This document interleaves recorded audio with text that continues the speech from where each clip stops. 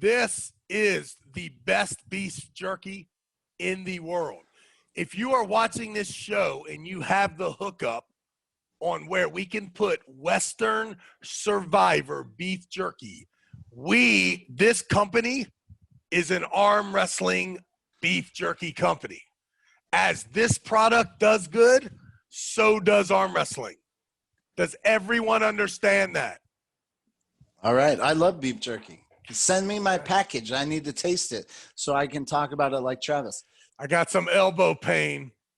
Hold on. Oh, hold on. Jamie, NatFit, since 2017, he's got big plans for the sport of arm wrestling. 2021, we're glad to have him on board. He's got over 20 different products that range from, kids to old people. So check it out. Jamie Sheldon, NatFit. Bam. Jamie did not want to be the second sponsor and for you to give him that introduction. What he paid for was for the beast to say, welcome aboard, Jamie. We love you. The community loves you. We do. Not just because you have ARMTV tattoo. He's a genuine good dude. They don't make him any better than that dude. Yeah. Welcome. Welcome back. Welcome back to Beauty and the Beast. Chapter 41. 42. 42. No. 42. Hey, do you know that we've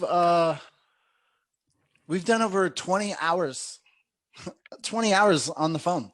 That's awesome, dude. That's awesome. What's up with you? Are you coming to Portland or what?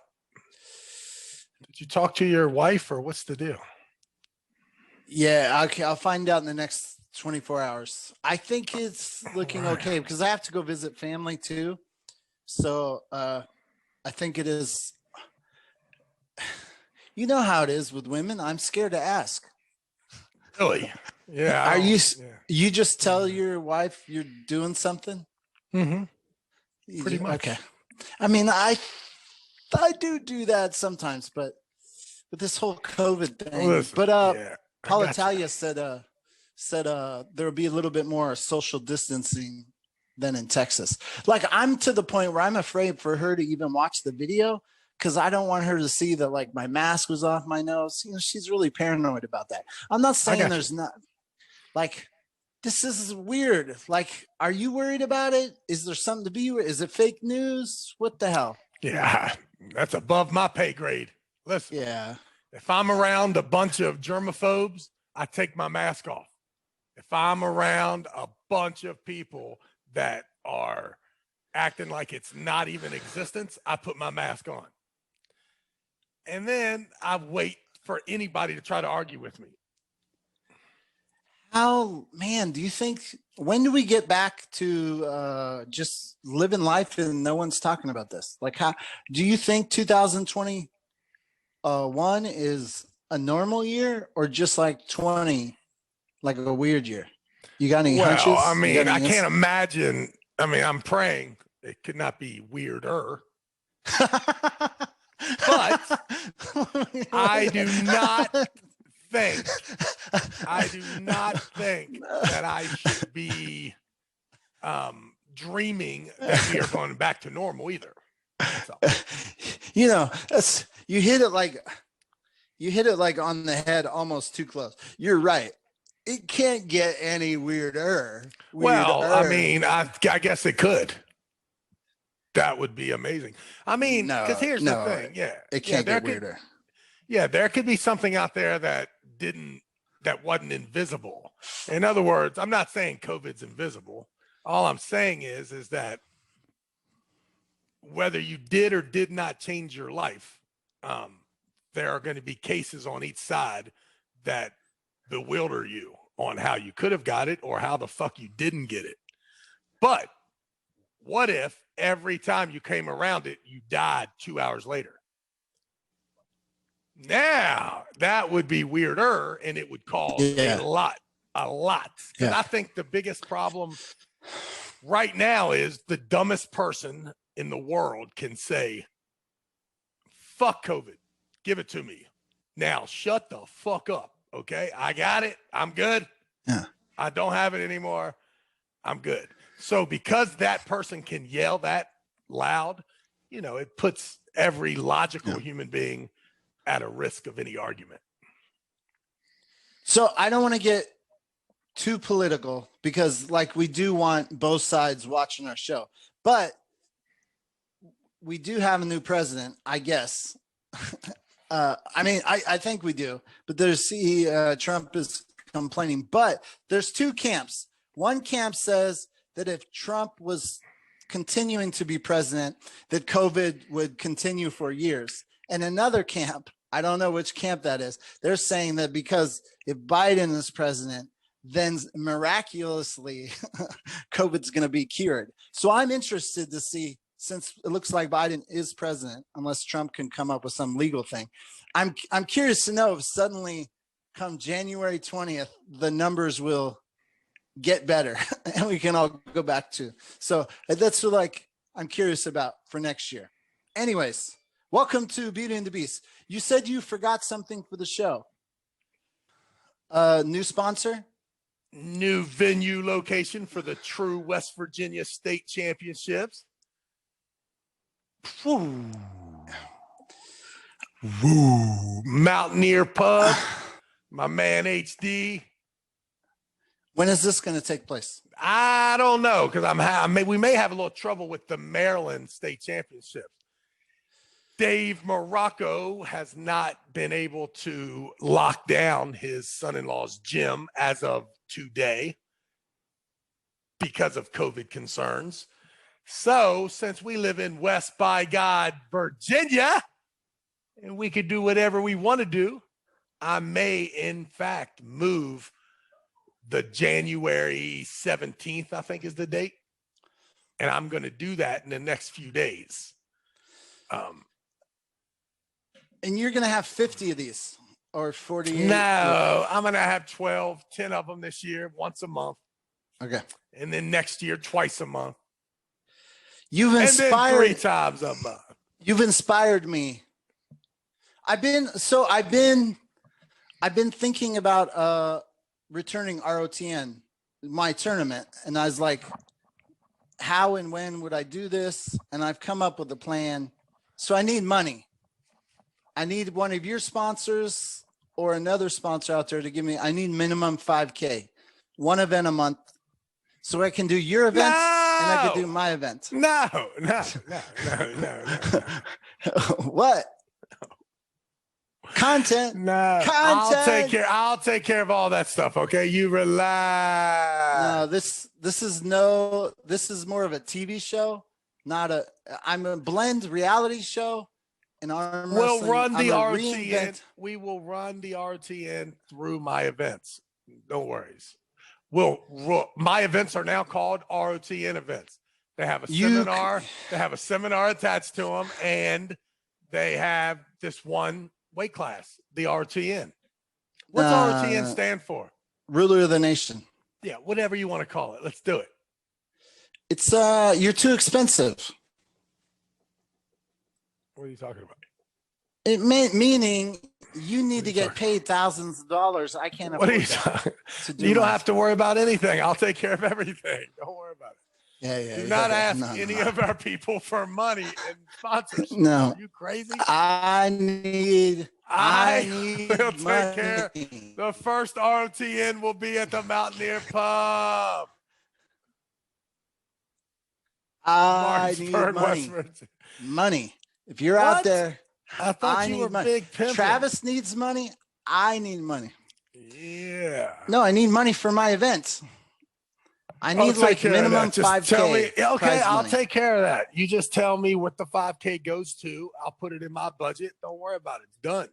I got people begging us. But if they separate us, they're going to find out that you are terrible without me. Do not fucking do that, dude. I'm your guy. I'm your guy. But I don't know how long my tournament's going to take. So how are you going to do it at the same time as the seminar? We don't. We're doing just like we do Michael Todd, the Arkansas State Championships. The amazing thing about the weekend is that the ROTN tournament is on Saturday. The seminar is on Sunday. We just keep blowing it up, man. Before you know it, we got Larry Wheels there. We got Schoolboy. We got everybody. The seminar's hot. The weekend's hot. The ROTN is hot. Everything is us. Solid weekend. Okay, no disrespect to your single elimination event, but I like my I want to try this format. No problem. We'll fucking switch it right to whatever you want. ROTN. It's got these fucking faggot ass weight classes. I'm in. Let's go. It's not. I love you so much, and I'm bringing so much to the table, right? I'm going to bring all those athletes fully funded. You're going to get, I guess, 50% if you think that your tournament is worth 50% of the weekend. Whatever the deal is, make the deal. We need content. You are the guy. Do not do it without me because it's be retarded. You won't be able to handle, regardless of what we show up to, we're good if I'm involved. So you're willing to let me try my format? 100%. Yeah, no problem. Listen, the arm wrestling world, from a entry fee standpoint and a promoting standpoint, it's ballsy to get rid of the weight classes. I get it. But I am going to do that. I'm going to do that. But I don't have to do that tomorrow. I can do that 5 years from now. After you find out that your fucking format sucks. But I love you so much. I love you so much that I'm in. ROTN on Saturday. The fucking seminars on Sunday. After party, amateurs, pros, the whole fucking thing, dude. Let's roll. Okay, let me tell you my format, and then you tell me. Well, let me tell you first. And first, let me say yes. The answer is yes. I'm in because people are not coming. People are not coming to my event because of the tournament. They're coming because of the experience. If there was any part of the experience that I could do better at, it would be having a more patient approach to the format. Patience is what the rest of you fucking people have. Go ahead. Okay, here's my format, and I think it's a game-changing reinvention of arm wrestling. I watched that tournament. The format's easy. It's quick, efficient. There's one problem. Not enough arm wrestling matches for me. Like when I look at Corey West, I see, man, the guy wasn't even tested. I need him to arm wrestle more. So here's my format. And the weight classes aren't set. The weight classes really kind of arbitrary. So here's the deal. I'm in love with King of the Table format. So I want to have weight classes, King of the Table style, for a time cap, like let's say CrossFit. And I don't know, let's say you have 10 guys in the class. Oh my God, you are really asking. Jesus fucking Christ. What the fuck are you talking about? Are you telling me that I've got to give you this my whole fucking Saturday? What the fuck do I have to do during this event? Announce, referee? Dude, it's one table. Jesus fucking First weight class. It could just let me play it out for you. So the building is empty. Day of weigh-ins. Just like you come in, you weigh the athlete. I need them to wear a bib like a runner's with their number on it so I can see it. So what weight class you weigh in? I'm just picking, for an example, 150, 175, 200, 225 heavies, just an example. So you come in, you sign 5 weight classes. 5 weight classes. Yeah, 5 weight classes. Gotcha. So let's say first 10 guys walk in, they're all 150 and below. You write down their weight on the bibs. Once you're called to the table, you don't leave. There's no need for announcing. I mean, if you can announce if you want for fun, but there's no calling anyone to the table. There's no having a match and then you call the next athlete up. like the Worlds, you corral the entire 150 class and no one leaves. 2 heaviest guys at the table. And then the pacing of the event is as fast as the next guys can come to the table. And I want to fatigue everyone in that class by having many, many, many matches. I haven't quite figured out how to eliminate you. Like if you haven't won a match in 30 minutes, we cut you down. But I haven't figured out. But basically, at the end of, let's say, an hour, so I don't know if it's 45 minutes. So 45-minute time cap per weight class. Person with the most wins after 45 minutes is first. Person with the second most wins is second, third, and fourth, and so on. If, for example, it's the 200 class and Todd Hutchins is up 25 matches and there's no second or third place after like X amount of time, then he's declared first place. He leaves. Now we find second and third. Okay. Now the top 2 or 3 of that weight class have the option to bump up and be in the next weight class. Same thing. King of the table style, most wins, most matches wins in a time cap or rounds to try to bring in a little CrossFit element. Not sure if it's 5 rounds, 6 rounds. Then, so you find the most wins in each weight class up to the heavyweights. Then the overall is the top 3 of each class. Do it all over again. And what I want for my money is that the guys who win, I have 80 matches instead of. So when I did the ROTN, I worked it out like John Brzenk arm wrestled 9 times and it cost me $2,500. So 2,500 divided by 9 to get John Brzenk to arm wrestle, it cost me 2,500 divided by 9. It cost me $277 per match. That's not content value. I need 10 times more matches for content. And what this does is it takes the referee out of it. Like you do your running foul or whatever. After the first round, the go is going to be less important, and it's going to be exactly what you hate, more about endurance. It's taking what arm wrestling before was all about.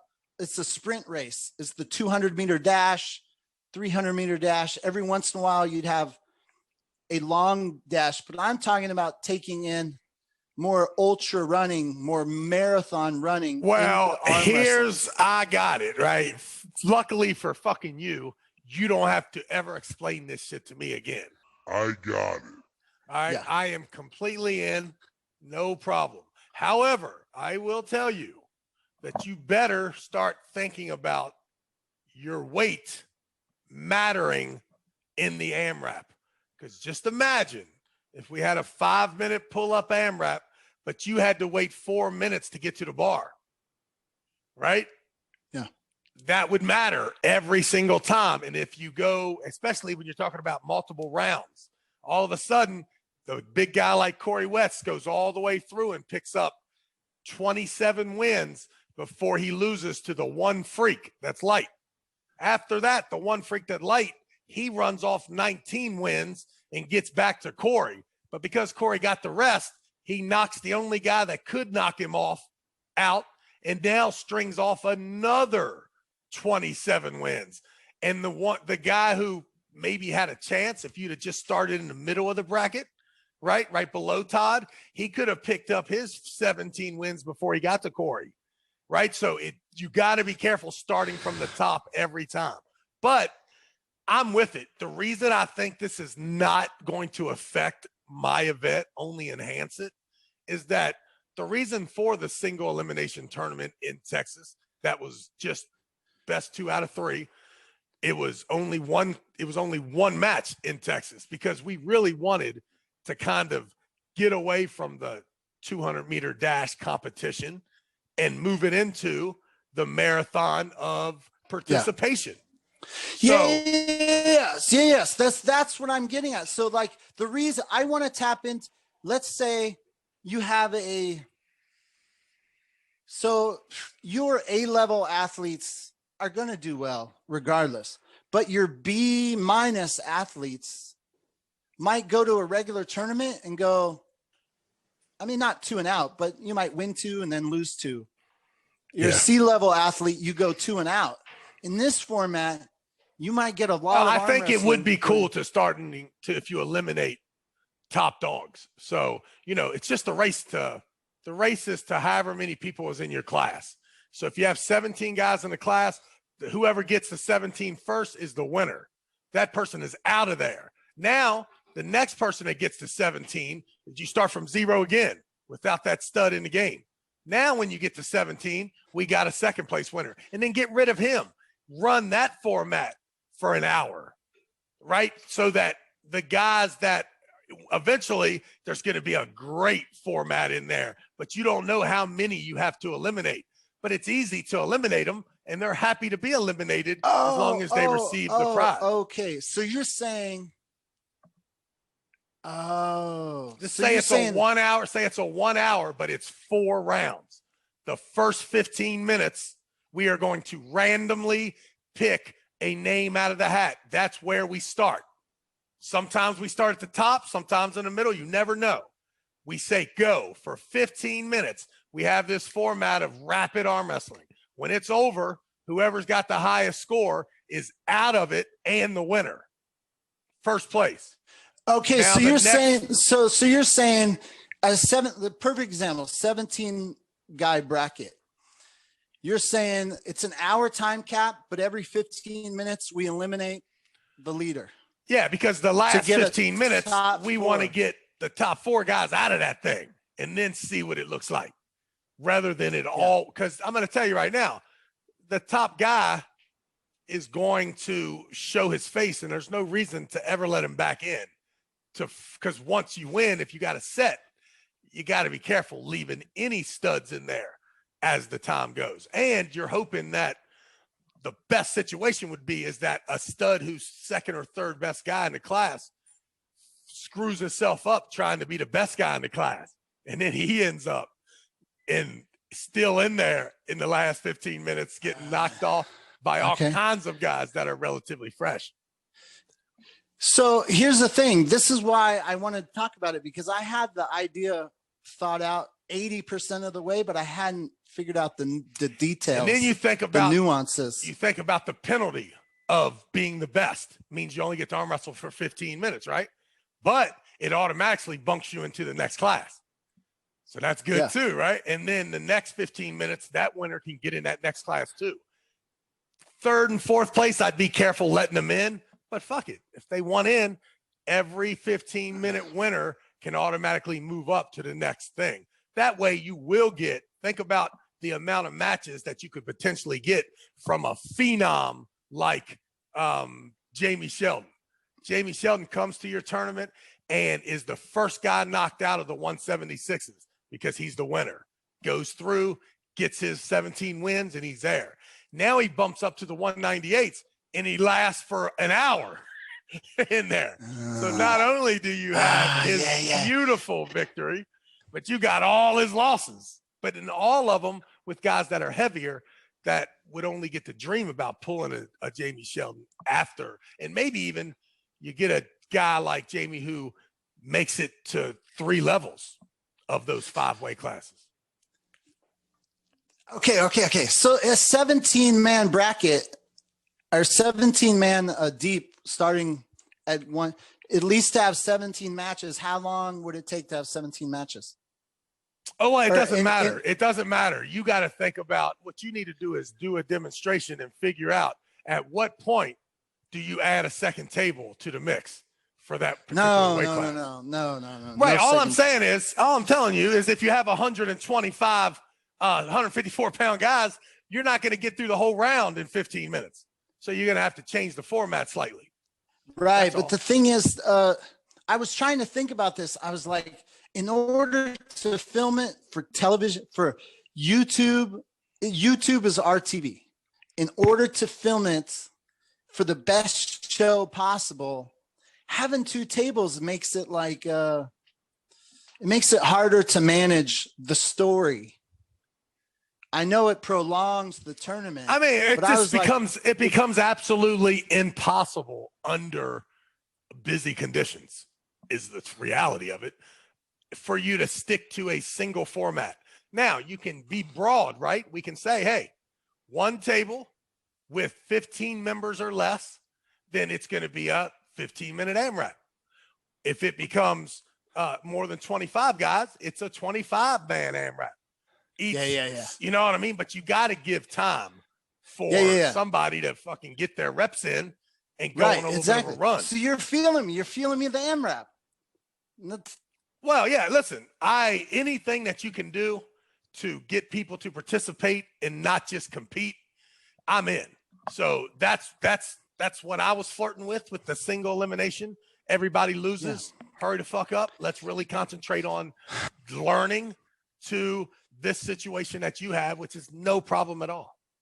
Yeah. So if I watch the big wall matches, because each match is so valuable, you fuck around with the starts for like 10 minutes.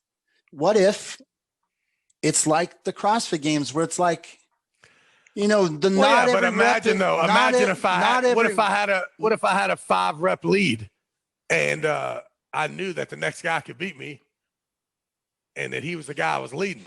Would I, the match before that, would I bullshit as long as I could? I would have the referee be on the time limit, right? So the referee's got exactly 30 seconds to start the match. Well, no, if we did your thumbs down, fingers. Right, I know, but ready. You also have to know that there's so much judgment in there that you could still bullshit with the ref enough if you wanted to take it, you know, really manipulate. So the fact is, at the 30-second mark, you got to call a foul.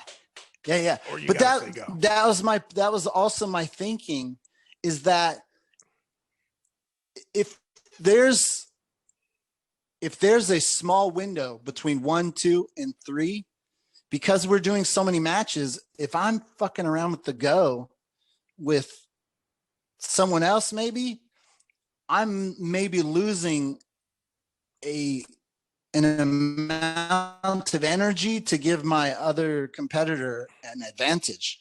So now I know what if you're pulling my training partner? I'm losing. And if you're pulling my training partner, I'm telling my training partner, hey, let's go.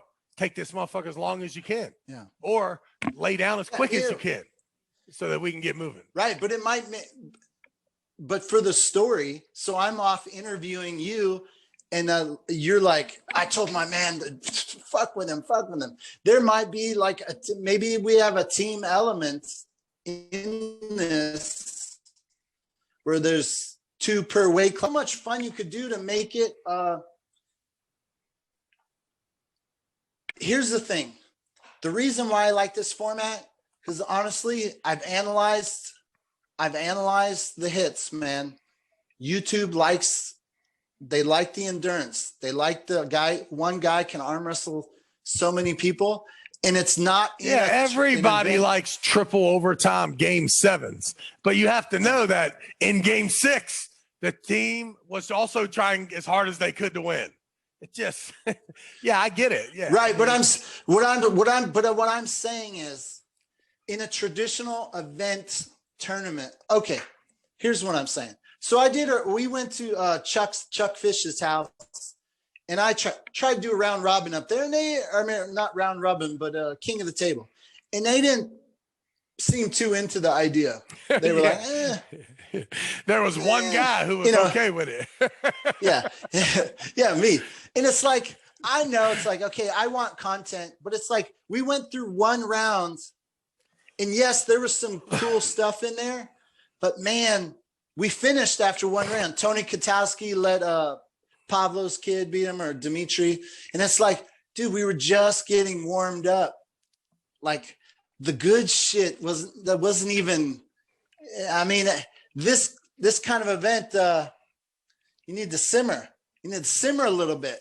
And it was like, in a traditional event format, it's like, man, we haven't stuck it into the next gear. Like, and in this event, the real cool shit can happen I think when you take all your best guys and you fatigue them and everyone's fucked, everyone's hands fucked, they're all fucked, but we still keep going. That's when the clicks. That's when the content.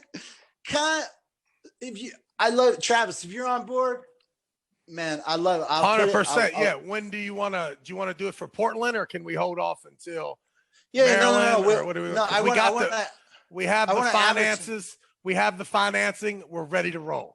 You tell me when you're ready to start. Not yet Portland, because I want to push the concept a little bit more with getting people. Okay. That, we didn't talk about our sponsors. Who's our sponsors? We got NatFit. We got Western Survivor beef jerky. Yes, sir. Hey, let's put it out there right now. All I keep hearing about from Don Underwood, Corey West, is about this primal beef jerky. Primal beef jerky this, primal beef jerky that. Let's go right now. Taste test. Taste test. Western There's Survivor. Another beef jerky? Yeah, got a lot of nerve. There's another Yeah. beef jerky trying to get up in our space. It ain't mine. My beef jerky is Western Survivor. I am ready for a taste test, and I will bust your ass on arm wrestling table too. Whoever thinks Primal is better than Western Survivor. How do you buy the Beast? CBD. We will have the link on travisbagent.live. I'm leaving in about 3 hours to go to Denver, Colorado, and I will see the product being made. Then I will off to Portland, Oregon. I'm going to hang out with Sean. I'm going to pick out a couple venues so we can make a couple changes to the event. We are then going to stock that CBD in every store in the greater Portland area. And then I'm off to San Francisco, and I am going to stock the entire Bay Area with Beast CBD. There you have it. And then we have NatFit. Yes, Jamie we have NatFit. Mountaineer Pub. What kind of prize this? Okay, we'll talk about prize, because obviously we need to give away some money. No, I'm giving away $1,000 now. I'm going to bump it up to whatever you need to make your people happy, and then we're done. Okay, that's a wrap for this episode. We're continuing on. We're not going to continue. No, we're good. I got to get off here. I told you I got to get on the airplane. Hey, we're done? Yeah. Can we do a show at with Sean tomorrow? At Sean, I'm going to do one. Can we do it tomorrow at any point?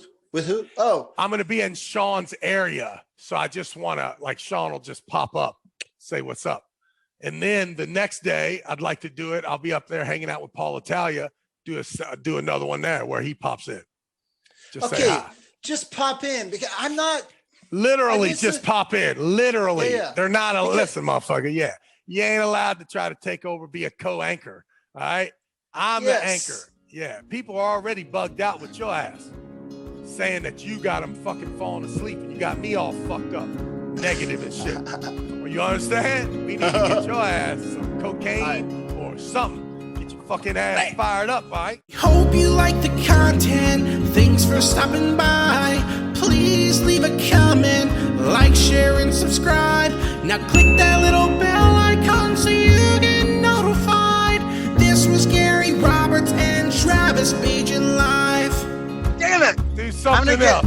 Don't ever say them two names to